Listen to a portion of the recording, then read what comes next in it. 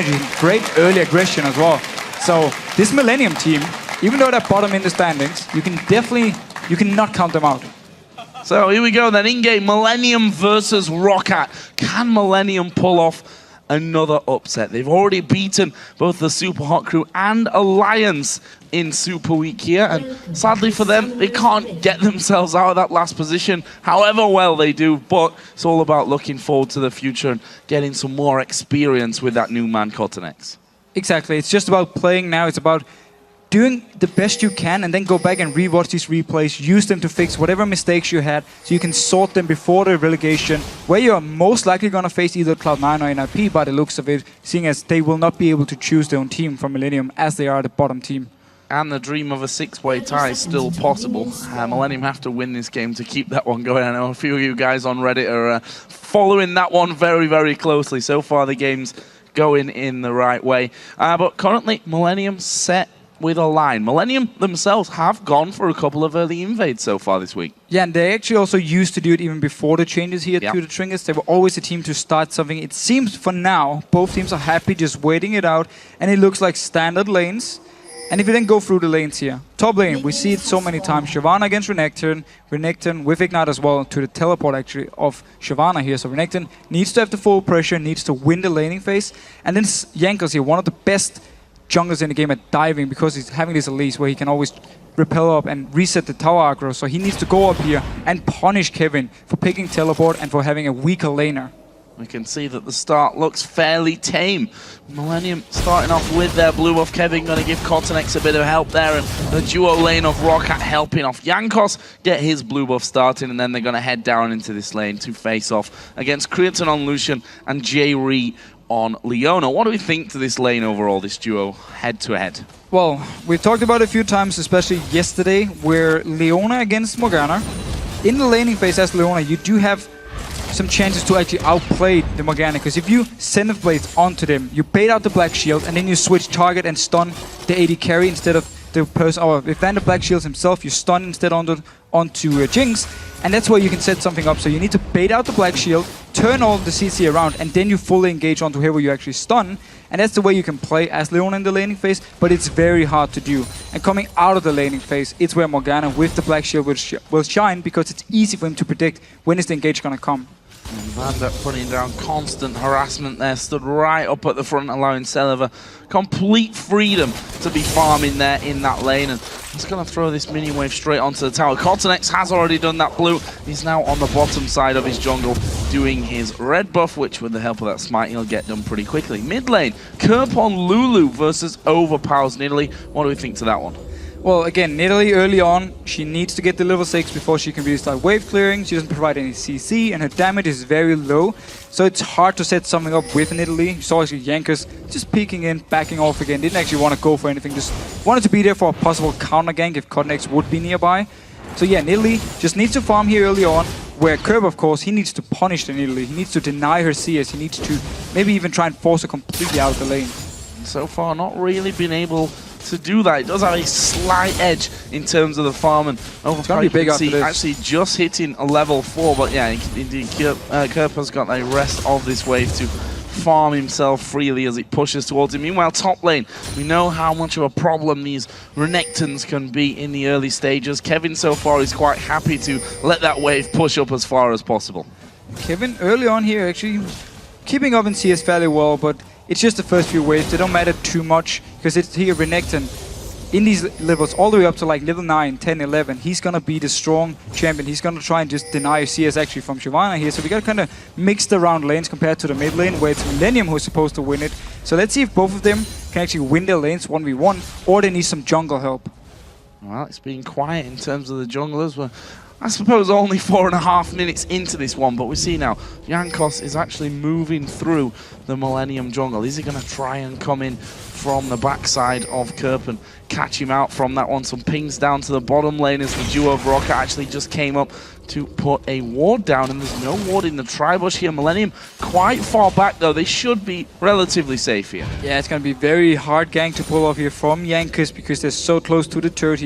Diving so early on a dual lane is very, very risky, so I don't exactly expect him to go under the turret, but maybe he was just trying to force away a summoner in case the binding had landed from Vander. Especially a duo lane that has so much CC in there with J-Re. And in the end, actually, Jankos did decide, nope, not going to be able to do anything there. Recalls off to base and will come back out with Boots of Speed. So, let's have a look around the map then. We see that Cottonex staying fairly quiet in this one. Did have a look towards bottom earlier on, but it's been mostly about farming since then. Yeah, but again, on Wukong, you want to get your level 6 before you really start ganking away. You want to have your Cyclone. Yes, your damage is fine early on here, but you don't provide any CC, so it's hard for you to set ganks up. At least you need help from whoever is in the lane before you can actually really go in and do something. You can still come down here to the top lane, bot lane, sorry, apply some pressure. Maybe again also force a summoner, but at level 6 for him, that's where we need to see what Millenium can do here in the bottom lane. We see J-Re going on, first target, instant black shield, and that's where he then changes target onto the person without the black shield with his ultimate once he's level 6, and then also Cottonex coming in and they can lock down a target. And the danger in there, we saw Celiva and Vander, I mean the black shield landing, the chompers coming in there. That's a long time to be locked up here, and that left Creaton fairly hurting in terms of his HP. But look at this, Jankos has got in behind Kevin. This is going to force a flash out of Kevin, but we didn't see the cocoon. That's a good dodge, but has he got enough health to survive this one? Stun comes in, first blood comes down for Roccat. Bottom lane though, Celiva going left. Cottonex actually diving. He's going to die for it though. He's gonna die for it here, but still, back to the top lane. Very nice gank from Jankos. Kevin, he tried to get the level 6, that's why he stayed so far up in the lane. Satos already hit the level 6 mark, so it's a very good and easy gank actually for Roccat. Get the kill here. Baiting out, waiting for the flash before the cocoon. He dodged the cocoon, but it meant that Satos actually got in range to stun him instead. Down the bottom lane. Trading one for and now going on to Vander. Oh, this could be dangerous. J-Re tanking up that turret there. And, well, we're going to see another replay of that down bottom. Yeah, so we actually see J-Re going in here. Vander popped the black shield, then changed targets over to Celivar. And because he's so low, Cottonex, he obviously knows he's going to die from this one, but still, he feels it's worth it to trade 1 for 1. Also because Vander picked up the kill from Roccat. And no kills did happen there underneath the turret. J-Re did take a lot of damage from it, but in the end they were able to walk away from that one. And I say walk away from it, J-Re did have to use his flash. There is the first blue buff of the game going over to the mid laners as well. And now Roccat, having pushed Millenium away, are going to look to get some damage on the turret. And Roccat can get this entire wave in here actually, and they've already been back to shop, at least Celivar has. He's got the BF sword so far, so he can get a lot of damage onto this turret. Only J-Re is there to defend, and he won't be able to wave clear. No wave clear at all with that Leona, and that means Celiva with that minigun on just going to strip through the health of the turret. They might even get it with this wave, you know. J-Re would have to actually go aggressive onto them to try and force them away, but without any flash, it's too risky for him. He didn't want to risk getting binded there and then just killed instantly. So back to top lane. Kevin having to come a little bit further off his turret than before, of course, did go down to that first blood that went over to Jankos on Elise. He's coming back in with the chain vest and got himself a ward as well. It's going to last him a little bit longer and give him early warning as to when Jankos comes around next. Cottonex, red buff, already level 6, ultimate is ready. The flash is gone, so of course he needs to be able to stealth in and then jump towards them and then activate Cyclone. He won't have the flash to get some extra distance here. But this is where we can see him set up some very, very strong ganks. Also combined with Wild Growth from Curb.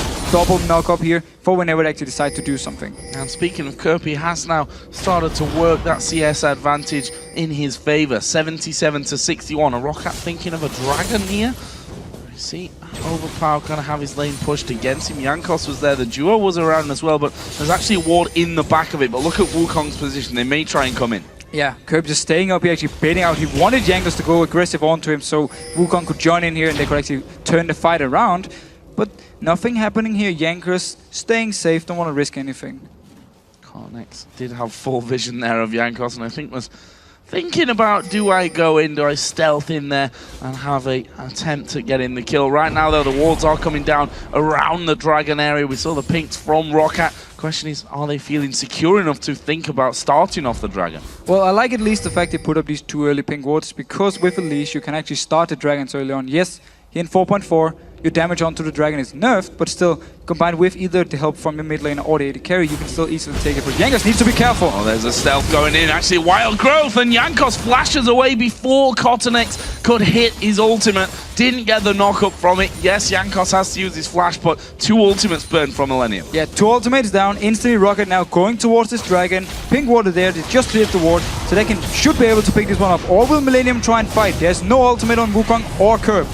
Kevin does have his teleport back off cooldown as well, and Roccat seeing Curb coming in, seeing J-Ree from the bottom side, decide probably not the best idea to kick this one off, but they are going to try and bring Millenium into this. It's a bit of a pincer movement that would have to be pulled off. The dragon now going very, very low, but there is the peel away. Jankos going off to the top side. There is the Zenith Blade landing. Vander going to get everything thrown at him, but he's flashed away. The Cully comes through. It's actually Cottonex that picks up the kill there in the end. 1 for 0. Can Millenium take dragon? Couple of men low there. And Roccat actually decided to split up here. A few members went for Curb, who was kiting them away, and then they engaged onto Vander, picked up the kill. And one thing we need to remember with Nidalee, in a straight-up fight, she's not very strong. She needs to land the poke before the fight starts, otherwise she won't actually bring too much.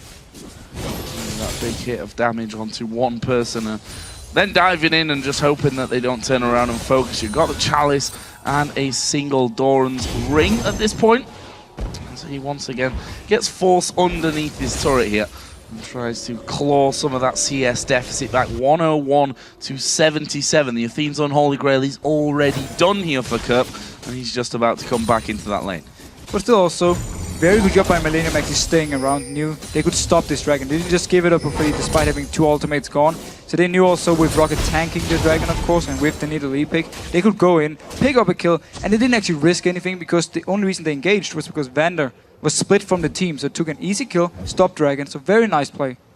There is that pink one finally removed from the map by Millenium. And actually they're going to set themselves a little bit of a trap here. Vander is coming across from the side, and he will put another ward down around that one. Dragon, of course, wasn't done, so that is the next target for both of these teams. Keep your eye on Kevin there in the top lane. As I said, his teleport is ready to get him involved should a fight kick off. Yeah, but if he teleports away, his turret will go down for sure. Of course, it's going to go down anyway, but as long as he can delay it for a few minutes, it's still a win for Millenium here. But if he teleports down to Dragon, the turret is gone, and Xaxus might even push all the way down to the next turret. There's a bit of a support ward battle down where that pink ward was placed by Millenium. And they have, in fact, cleared that one out. Dragon still standing here, and you can see how both of these teams, how much they want to get that Dragon going, and are now going to remove that pink ward that Millenium put down just a little bit earlier on, meaning that Millenium are going to have to push a little further. They do have one at the back of the Dragon Pit itself, so they still have vision on whether Roccat are doing that or not. The Roccat were just waiting for the chance to actually start it. Again, with a leash, you can take it very fast. That's why they continue to stay around. Now they're actually starting to push already very early on, but simply due to the bottom tower already being gone, and them playing this siege combo, they can start now early on here. They need to be careful. Teleport behind them. Cottonex is coming in as well. Is he going to go? Cyclone will come in here. Celeber getting locked up. Flashes away. The Dragon going in as well. And that is Kevin picking up a single kill here for Millenium. So he gets a kill here. His top turret is going to be gone. The blue buff is gone. Millenium, though, pushing onto this mid turret. The minions are coming in for them here. Can't actually take it because the wave clear on Rockat's side is very, very weak. A little bit cautious about doing that one. They want to get this turret out of the way. Jankos is moving in from the side though, and that means that that turret does stay safe. And Millenium start off the Dragon fight. Will they be able to pick this one up before the team comes in? Super Mega Death Rocket is going to land onto Cottonex. Not enough to take him down. The rest of the team are taking a bit of damage. Curb actually going to be jumped onto. Uses the Wild Growth on himself. Dragon does go over to Millenium, but there's the kill. Jankos getting locked up. Are they going to keep chasing? Overpower has to jump over the wall there. Cottonex's clone is the one that actually gets caught up in the dark binding, but Xaxus is chasing from the backside. J-Ree at half HP just saunters on away. So Millenium managed to pick up the Dragon here, but it's a bit of a split decision for them. After they won the team fight or picked up the one kill, some of them were pushing mid lane. We had Kevin moving up towards the top lane and backing off, and then they delayed going towards the Dragon. They could have rushed it with 5 men, instantly picked it up for free here. Instead, they gave up a kill, and now Roccat getting a lot of damage onto this mid turret. And a lot of damage will result in the kill. Kevin trying to get them away, but they knew that they didn't need to be scared of that one. But Xazas and Jankos had come around from this one, and well, they've got that top, middle, and bottom outer turrets now. That leaves them 3-0 in turrets ahead, and therefore they've got that gold lead in as well. And this is going to make it harder for Cotnex to engage onto Roccat, because if they decide to group up, push down towards Millenium, get some wards around the Wraith camps, around the Wolf camp from them, so they can spot him out coming in from the side, they can just start sieging away with full vision and then back off if they see him actually move around in the flanks. So the fact they got all these 3 outer turrets down means for Roccat they have all the chances, as long as they have proper wards, to set up a good siege.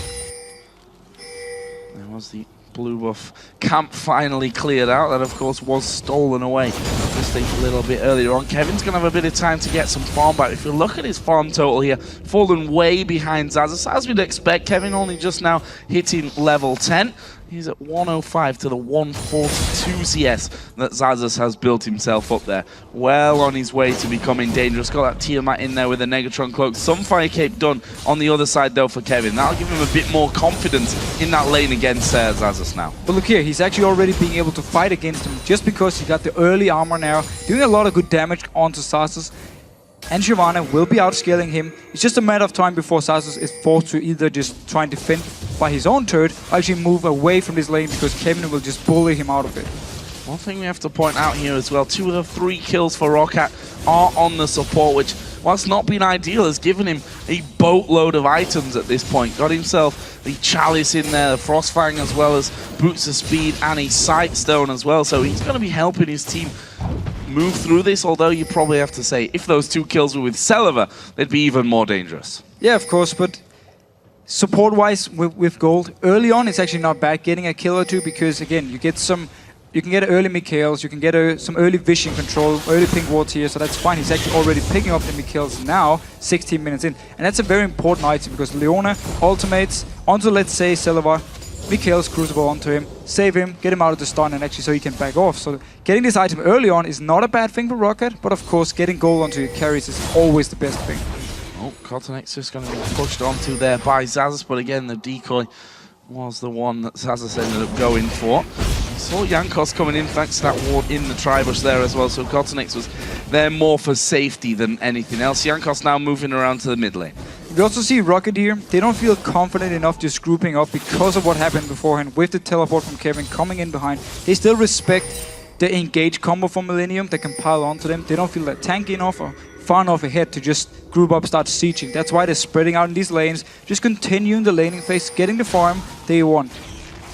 So Jerry here going to actually face check it. He's going to use that Zenith Blades. The Ankos a little bit far up from this, or maybe Cocoon not landing. Cotnex actually taking a decent blast of damage, and Roccat really controlling that later area of Millennium's jungle, let's call it, as they constantly keep throwing those wards down in there. And that was the thing we talked about. Roccat wants to get some wards into the jungle of Millennium so they can always spot Cotnex or Kevin if they try to flank around him, because that's going to be the engage for Millennium.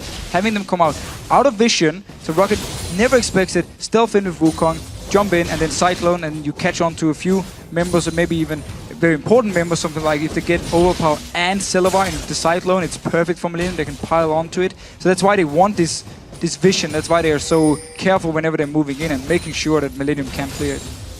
And Black with the duos now in this bottom lane, and Creaton has got the early CS lead, despite having a few problems in that early stage where he took a lot of damage thanks to the Dark Binding and the Chompers combo.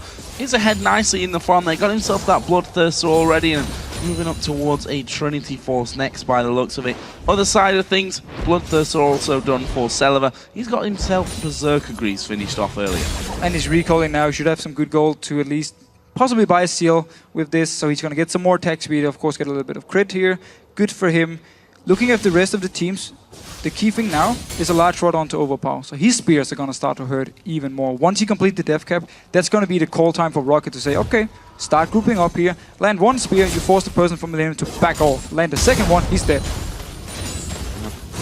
got to the stage in the top lane where both champions got a bit of damage in there, both pretty tanky. The Sunfire Cape is done actually for Xaxus on top of his Tiamat and that Negatron Cloak from earlier. There's a Negatron Cloak now being done as well for Kevin. So both in a similar scenario. We'll see how that one all develops. Xaxus constantly pushing down that lane as the battle for vision continues down on this bottom side. We've seen so many wards so far in this area of the map. It is the key area, especially also with Dragon coming up here in 8 seconds. Both teams want to fight for it. Millenium needs to make sure they don't fall further behind. And Roccat, of course, as we talked about, they want to extend this lead. They want to get to the point where they don't feel like even if Millenium gets good engage, that they will just straight up lose the fight. They want to get to the point where they're so strong, they can just kite away, turn around, get a kill, and then take objectives.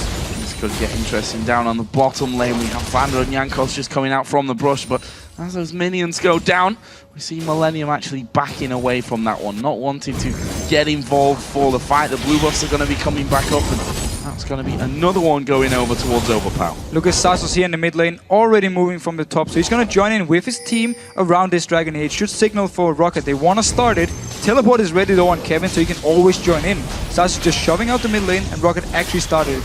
Dragon down to half HP. Can Millenium come across and try and steal this one? No, they can't. Not quite. Roccat pick themselves up. Their first Dragon of the game. One of two only, of course, at 20 minutes and 40 into this one. But it extends Rockat's healthy gold lead.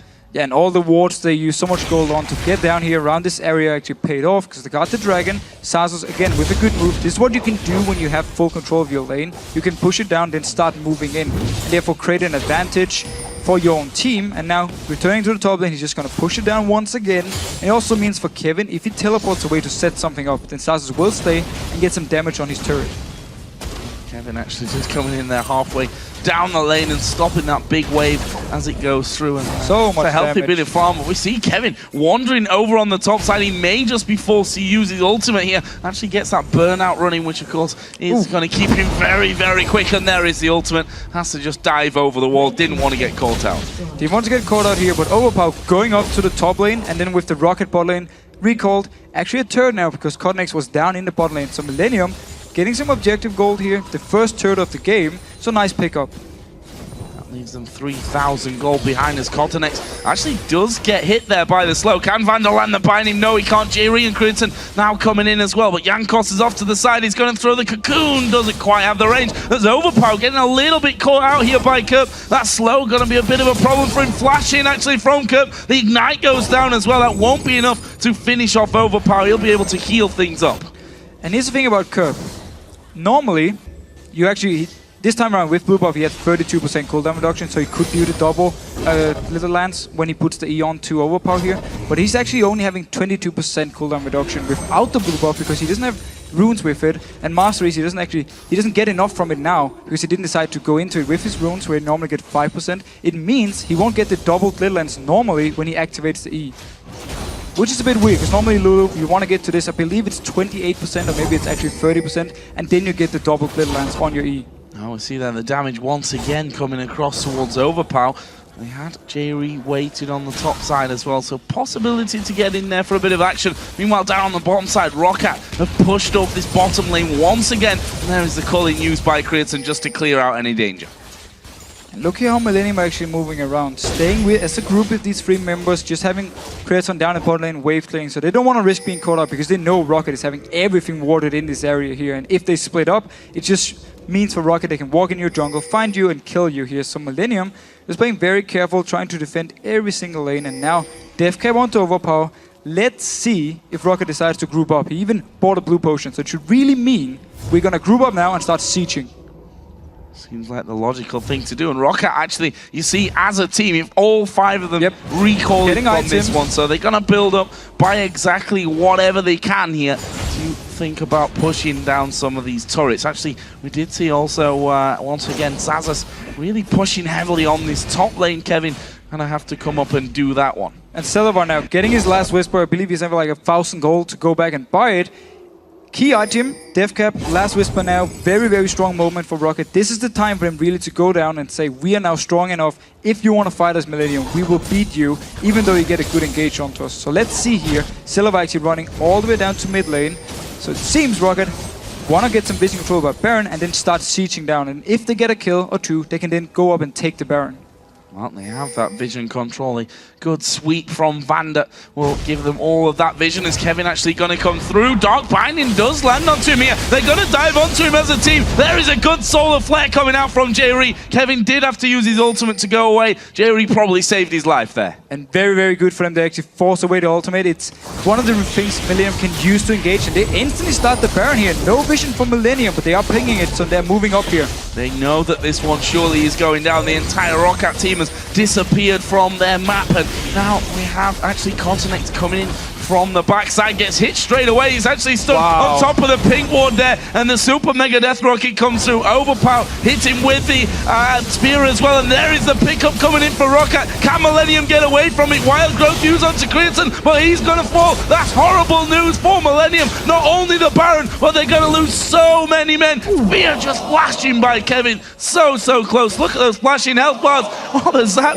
I thought that had actually landed onto him. Apparently not. Now Kerp is trying to run away from Jankos, but here comes Overpower again. The spear not quite connecting for him, but Kerp's basically running into no man's land. He's going to try and, I was going to say, execute himself, but actually he's trying to run away and buy some time. But is he buying that much time? The rest of the team is actually pushing the inhibitor turret. There is the spear landing. Kerp's not going to get away from this one. Overpower gets that kill. Meanwhile, inhibitor turret did go down on the top lane.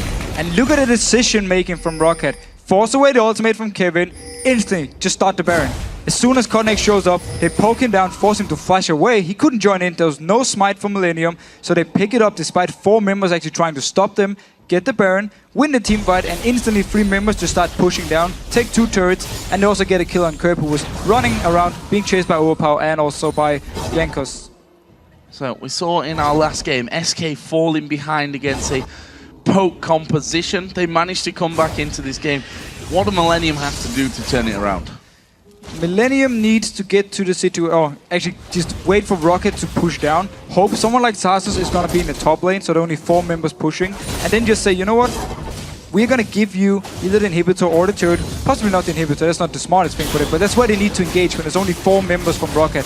Pile on with Wukong, Wild Growth, everything, and just try and lock them down and destroy them instantly. That's the only thing they can do. If they delay engaging and get hit by a spear, one guy has to go back.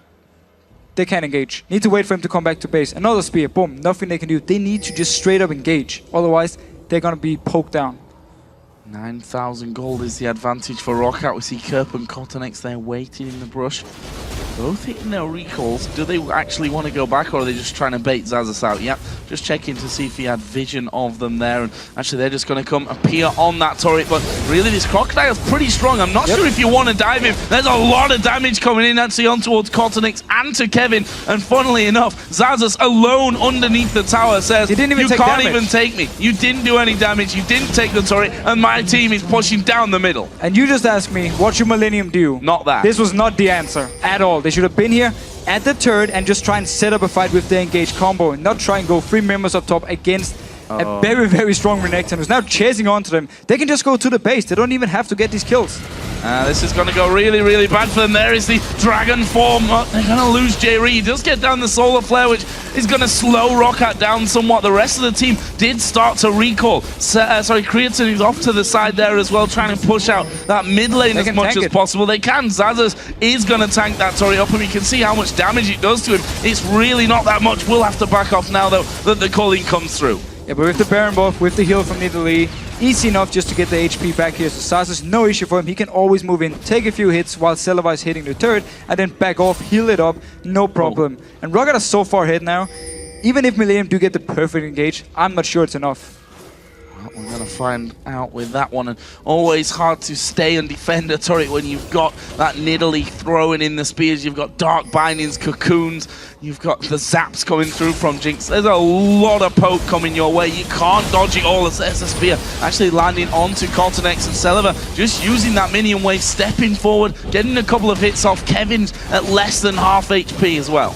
And again, this is also why we see this Elise pick for them, so they always can get a few extra hits with Celavar, and there's more people hitting the turrets every time they're sieging. So Roccat and they are just doing perfectly well. Now they engage. Bottleneck's going in, but the Dark Binding means that his ultimate really doesn't do much for them. He is going to surely fall from this. It's a Spear of Overpower that gets him the kill. Now they start to chase towards Creatine. Can they land that CC onto him? The Cocoon will land, and there are the Fangs sunk in onto him. Actually, with a double kill for Overpower in the end with the Nidalee, and that is 3 men down. Roccat are going to look to finish. And Millenium, they did the only thing they could do here. They just tried to engage, but they're so far behind. They did absolutely nothing against Roccat. And there we go. Nexus turrets will fall. Kirby's going to die one last time. Roccat hungry for blood. They're going to pick up the victory here and go 15 for 12. A win that they were really counting on here to give them the best possible seeding going into playoffs.